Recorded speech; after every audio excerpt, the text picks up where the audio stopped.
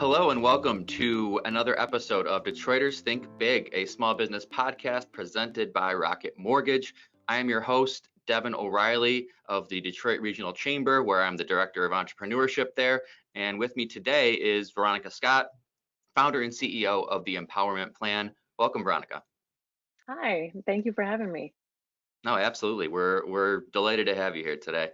So let's kind of start off. I'm hoping that a lot of the listeners are either familiar or they've heard of the Empowerment Plan before, because you've been doing amazing work for a while now. But for those of us who, or for those people who haven't really been familiar or heard about the Empowerment Plan, can you just give us kind of a baseline on the work you do?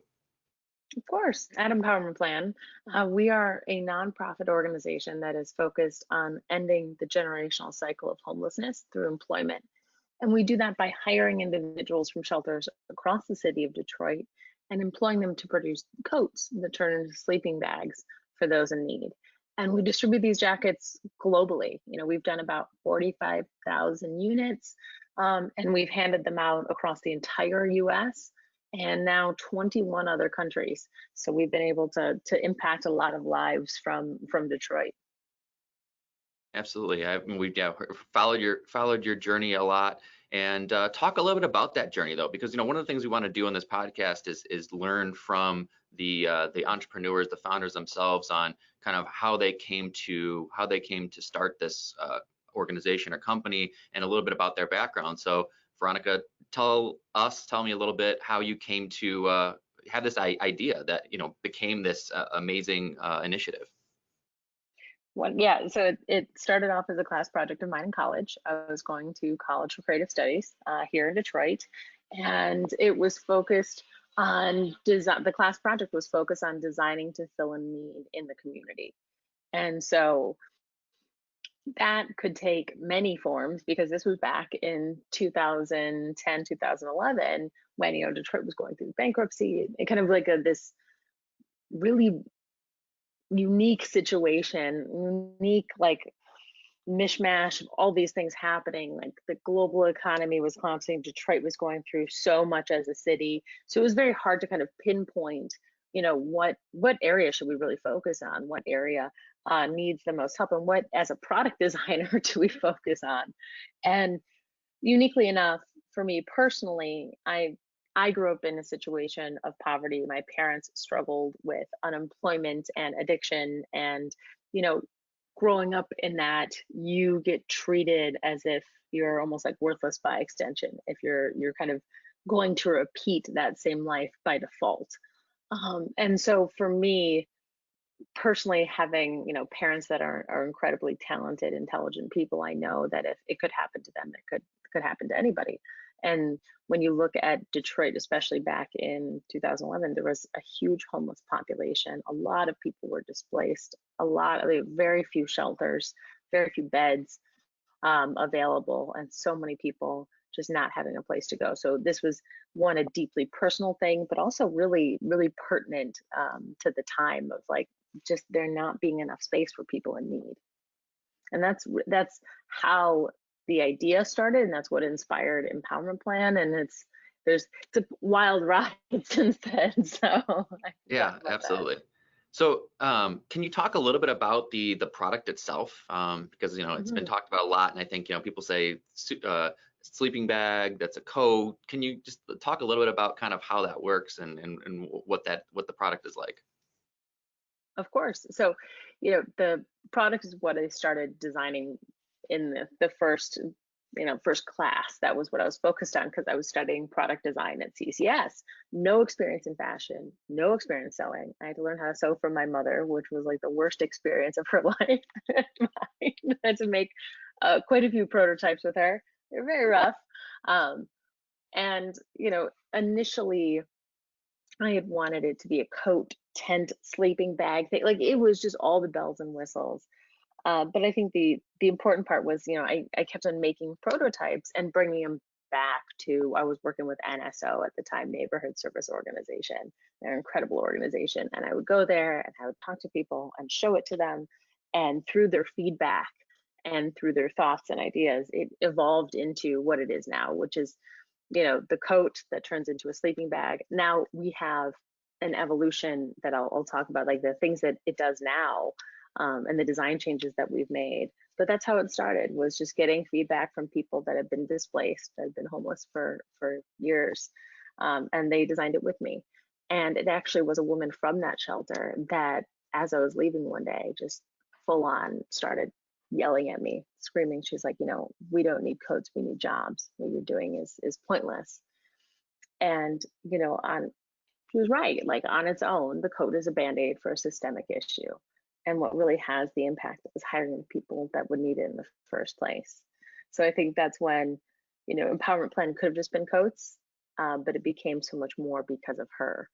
And so we've grown since then. Now it's a jacket by day with incredible Carhartt material on the outside, so corduroy shell and fantastic insulation. I've slept outside in like 17-degree weather and below in the coats, and just to see and to test the product. And I think so it comes down to about like mid-thigh, and then what looks like a giant pocket comes out of the back, and that's what we call the foot bag, or the sleeping bag part of the jacket. So it folds up when not in use, or you can remove it completely from the jacket itself, and you can use it as a backpack to store things, to move around with things. I think it's really important that people have storage.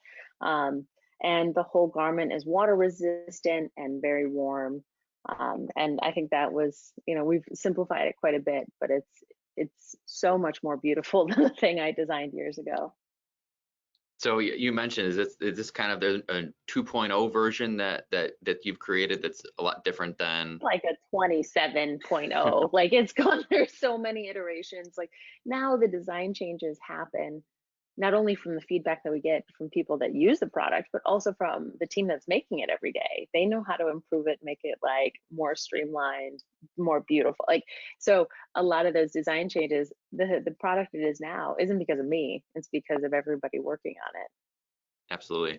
So you mentioned the comment from the woman that we don't need coats, we need jobs. And so we talk a lot about the product. The product is amazing, but there's a whole jobs element to your work with empowerment plan. So can you talk a little bit about your pay to learn work model, and kind of what is its purpose and what's been that impact so far? Yeah, of course. And I think that's what people may not know about us, actually. They see the coats, they know about the coats, they know that they're like coat sleeping bags and this cool product. And they don't realize, like, when you fund a coat, you're funding so much more, and you're supporting, dozens of people. Beyond that, you're supporting the person that's making it and their family, and this whole journey out of poverty and homelessness, which is really exciting. So I think that's the thing that I love to share about, because people don't realize that that's the tip of the iceberg. And so what we do, we see the coat as a vehicle to employ somebody, and we are able to hire people from across the city, from many different shelters that we're partnered with. And we employ people for about 2 years on average, actually. So it's not a quick program. It's about looking at the whole person. So we focus not only on just making sure they have an income, but also on their mental health, their physical health, their financial well-being. Like, so you look at all of these things play into how that person is going to become stable, because you can't just look at one thing and expect to be able to solve and to be able to fix it. So when somebody comes in the door, they usually move out of the shelter within the first 4 to 6 weeks of working with us. And not a single person has fallen back into homelessness once we've hired them. I think that's what we're incredibly proud of. And it's really a testament to their strength and their fortitude to work through and to work to that next level. And so while people are with us, they're working a typical 9 to 5 day, 9 to 5 week, and about 60% of the time is production, and they're making the coats. But 40% of that paid time is dedicated to kind of that whole picture that I was talking about, the whole person. So it could be, they're sitting in a class, for a GED class, they're working in a domestic violence support group, they're working with their case manager, they're meeting with a clinical social worker, or they're meeting with a financial health and wellness coach. So those are the things that happen, not just at the workplace, but during paid time. So you really get to invest in somebody. And that's amazing. So I Also, mean, driver's training, yeah, all the. yeah, all of it. So I mean, you get to see, you know, the generational cycle of poverty being broken through your program. That's got to be pretty amazing. Yeah, we're really excited, and I think we feel like we're a good part of the ecosystem of Detroit. Like we can't function without our shelter partners and all of these companies now. Like you think of like Roush that hires our sewing grads, and like it's I feel like we're a good part, like we're a stepping stone in something much bigger, which is really wonderful. And so I think that's what we've like I feel as like an official organization. We've grown so much. We're not just like this class project anymore, and much more of this workforce development model. Yeah, so let's talk about that a little bit because you know, the ecosystem and the resources have changed since you first started. You mentioned 2011, Yeah. and I know you were at Pony Ride for a while. I you know, Yeah. spent some time there and saw, you know, the whole process, and that was really cool. And you know, you've since kind of grown from that. So can you talk a little about the difference in, you know, in 2011 in Detroit, there were limited resources for new businesses and entrepreneurs, and I feel like in the, you know, almost 10 years since then, there's been a lot of progress and a lot of new partners come to the table and new resources come to the table. Can you know, you don't have to go into too much detail, but can you talk a little bit about how that was in 2011 and then how it is now in terms of the additional resources and partners that are there? It's a completely different landscape. I think like back in, we officially launched as an organization in 2012 as a nonprofit, which was the week after I graduated college. And we were lucky to get some incredible supporters like GM, like Carhartt, that are very Detroit organizations. But there was so much negative media coming out about the city of Detroit that it was dead. It was this post-apocalyptic landscape, and people were really, I think, on an individual basis looking to find the good stories that were coming out of the city. And so that's why I think people resonated with Empowerment Plan, even when it was just this tiny little thing with 3 people in a shelter. And we got a lot of like grassroots support. And as we've kind of developed and grown, I think the city has put in a lot of different infrastructure. There are more supportive programs, there are more incubators, there's so many of those things exist that weren't there when I started. And even now, the funding community is incredible. Like corporate partners, we've had for years. We're so lucky that have really grown and developed with us and that look at investing in organizations like us. So I think that is, I feel like if you were to start an organization now or start a company, there's a whole network now that wants to kind of wrap its arms around you and support you. Sure. Yeah. It's amazing to see the growth. And do you now, I mean, I would imagine you get people who are looking for mentorship and are looking for guidance from you. Have you kind of taken on some mentees, or have you kind of assumed a role as a you know, entrepreneurial mentor within the Detroit community now? Um, I, that's something where I've definitely started the process a bit, where I've definitely had people reach out, a lot of like college students. Like that's been really great. Like a lot of young students, they're like, I want to start doing something and I have no idea how. I want to do more of it. I think that there's that balance in the beginning where I was just like so busy and so scattered and like, I don't know if you want my advice yet. I'm not there yet. There's always that mindset of like, I don't know. But my role has evolved so much over the years. And I'm finally at that point where it's like joining more boards, helping more organizations, helping more of that kind of mentorship role. But for a while, I was just like, you what? Mentor me? Like, why would you want that? So I think it's been an interesting shift. But yeah, I've done a little, and I'm definitely excited to do more as my role shifts and evolves. Absolutely. It's definitely the thought process of a lot of entrepreneurs is it's sometimes they're slow to say to kind of accept that they've been successful because there's always so much more to do and you never feel like You're like, the I to-do made it. list is huge. Yeah, Right, exactly. there's no sense of I've made it. There's always like, okay, so I've got more work I need to do on myself, on the business, on my leadership skills. Like it always feels like you're adapting and evolving. Absolutely. So speaking of adapting and evolving, the past year has been incredibly difficult with COVID. And so can you talk a little bit about how your business model and operations and everything were affected through the pandemic? So we've, again, this 2020 has been incredibly challenging for everyone and small businesses, I know in particular. And I think for us, we've been incredibly lucky because of our supporters that immediately kind of reached out to us and made funding unrestricted and made sure that we could live through a shutdown. Where especially back in March when we weren't sure what it was going to be in a few weeks, so we just had to halt everything. Um, and so when that happened, all of a sudden there was this call to action for sewers, which I thought was interesting because that doesn't happen. Like there's never a big like we need all of our sewers, but all of a sudden there was a huge demand for PPE. Um, and so we partnered. We like reached out to some other organizations. We had some in the neighborhood reach out to us that are cut and sew operations, and we're like, all right, we have a unique skill set and we have this equipment and we have the know-how.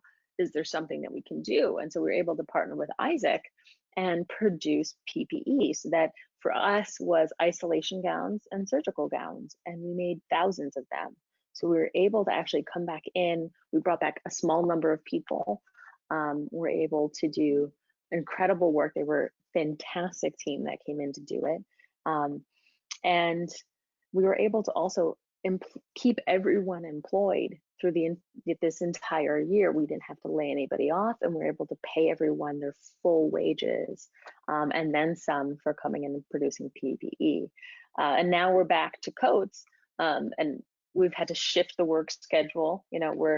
We don't want people spending that much time indoors closed with each other. So half of our team is kind of remote and the other is coming in during certain hours. It's, every week I feel like we're kind of just like tweaking and like, okay, now we know this, how do we change? And my team has been absolutely incredible, very agile, very open to just, all right, well, this is the new reality for this week, and next week it may be a little different. And I think at the end of the day, the safety of the people we serve is just number one, and making sure that they're okay and that their kids and families are okay. Yeah, for sure. That's amazing that you were able to pivot. I mean, it's a natural pivot, but that opportunity, I say, presented itself, and you were able to Yeah, not only keep people employed, but actually really do some even even better work than the great work you're already doing and helping with the it was pandemic. So wild. that's It was, awesome. it was, and it was something that the board and everybody was like, this is a no-brainer. We're still making a product that serves a need in the community. Just because the product is different, we're still able to keep everyone employed and supporting them. Right. So how many people on average do you have employed at any given time? And then do you have the big number of how many people overall have been employed through your program? So we've had about 100 people employed overall since we began. We are launching kind of more of a strategic model in the next year where people come in as like more cohorts, because we've been hiring throughout the year. We've had at max around like 50. Um, we've had a hiring freeze this year. We've had a lot of people move on into incredible jobs, which was something very unexpected, but that's part of what we want to happen. We want people to graduate on into other careers. But moving into next year, bringing in more people, I'm probably maxing out around 60 at any given time. We'll just see with space and also how our business may change permanently because of the pandemic and because of what's happened in 2020. Okay. So, we love to shout out and recognize small businesses here. I know you talked about your pivots and how you've adapted. Um, what are there's some small businesses in Detroit that you found yourself frequenting or using their services during the pandemic that you want to kind of give a shout out to say, hey, they did a great job of kind of pivoting and they're still going and they're still doing business. Well, I think there's so many that come to mind. It's really interesting. A lot of like restaurants that you just they figured out ways of making sure that they could still be around and still operational and that you can still like enjoy their food from home. But one of our partners, Blake's Cider, is really fun. They actually immediately started doing hand sanitizer. The hand sanitizer smells great. It smells like apples. And they started shipping like gallons to us. So that was really great. And like it came with donuts, and it's just like the nicest thing in the Awesome. world to like feel that kind of support. Um, but I have to like give a ton of credit to again the cut and sew shops like Detroit Denim, um, like 1401 Mercantile, like Isaac. They've all, Isaac like really launched in this period. This is not an ideal time to like start a business. This is very hard. And so I have to give them a lot of credit from going from like Detroit Denim, from jeans to face shields, like overnight and figuring that out. So Do I you want think to that's, do you want to give a yeah, quick kind of what Isaac is, because in case there's some people who aren't familiar, because they've got an incredible operation over there in I think the Carhartt building now. Do you want yeah, to give a quick the overview of car. what Isaac is? I don't know if I'm like the right person to do it. Like we're a partner, but I don't know if I know enough. But they're really looking to fill a need for uh, industrial sewing and manufacturing, especially with training for different types of materials. For now, all these kind of new companies that are coming in that have levels of technology and expertise that we may not have been exposed to. So they do a lot of that training and also production. That's my like. I hope that's good for them. Um, but I think it is really interesting just to see how so many companies, well, like for me personally too, like fitness, like Live Cycle Delight, all of these gyms that you can't go to anymore in person, but you are now working out in your apartment because of them. So like there's a lot of brands that I think have done an incredible job. For sure, yeah, I know. And you did a good job describing Isaac. Like I said, and they have an amazing, industrial sewing Mhm. equipment. And Peg Talent, shout out to her, does a great job over there with Isaac. So yeah, they're doing incredible work, and some of the other places that you mentioned as well. So I hope that people will Mhm. will take those mentions to heart and start looking into those Exactly. businesses as well, because they're all still operating, and I think that's important to know that there's a lot of companies that are Yeah. still operating, still functioning, and you know giving you the same quality that they did pre-pandemic. And like I think what for all of us, like everyone I think has learned something from this. It's been very hard, but I think we've learned that certain services are actually better than this like weird remote way. Like we've learned that we can do things differently than we thought before because we just had to change. And I think that's actually true for a lot of other businesses too. Like the quality is the same, if not like different and greater. It's really, really incredible. Sure. So looking ahead to 2021, which is just around the corner at this point, what are you looking forward to, and what's next for Empowerment Plan? Well, I'm really looking forward to like I said that we're launching kind of more of this cohort model, and we'll talk more about that next year. But I think we have incredible workforce program director on my team who's been with us for a year, but has really been able to make the organization incredibly sophisticated. So it's exciting for me to see that like now starting to roll out and happen. And hopefully we're really excited. We're doing some coat handouts because the need for our product is astronomical right now because of the high unemployment rate and economic uncertainty and everything. Just in the Tri County area, in like Wayne, Oakland, we have 18 shelters on a waiting list for our product. That means one, they don't have the capital to buy it. We normally have like three, just as a normal every year. Um, and that's just in the Tri County area. We're doing a huge distribution of over 2,000 coats in San Diego just next week. So the product has huge demand, but I think a lot of the people that need it don't have the funds to support it. And so we're really looking forward to actually like kind of loading up trucks and driving to some of these cities in need in the next year, and figuring out how we can, reach even more people, because I think it's going to be really hard for our most vulnerable populations. Yeah, absolutely. I mean, I'm sure this time of year is always the most busy and difficult in terms of what you're doing, but this year more than any, I think, Yeah, will be we've got to trying. figure out how to reach people as quickly as possible. Yeah, absolutely. Well, Veronika, you have inspired many, but I want to give you a chance to maybe shout out someone a Detroiter who has inspired you throughout your journey. Mm. So I know I'm putting you on the spot a little bit, but and I'm sure there's Oh, several, but if you want to shout I out was like, my brain comes up like immediately with a list of any people. I'm like, any particular Detroiter who has inspired you along your journey or continue to do so. oh man. So there's a lot of people, and I'm just gonna say like there's like a family, one particular family I'm gonna shout out. And you brought up Carhartt earlier. So like the Valade family. Mark Valade was been my personal mentor when I first started and had no idea what I was doing. And just the way that their company operates and what they believe in, and how, the family owned and operated, but you know what they support and what they get behind, they may not be as vocal about, but they do incredible work. And I think, and even Gretchen Valade, who's a friend of mine, but the work that they do, that they brought in Isaac, that they want to collaborate, that they want to support all these other businesses, and they don't look at it as like we got to squash them or threatened by. They like to support and uplift so many different aspects of people just working hard. It's incredible. So I I could think of like dozens and dozens more. Sheila Clay of NSO, who's done work and now works with the city. And it's like, so I can think of a lot of people, but those are a few that come to mind.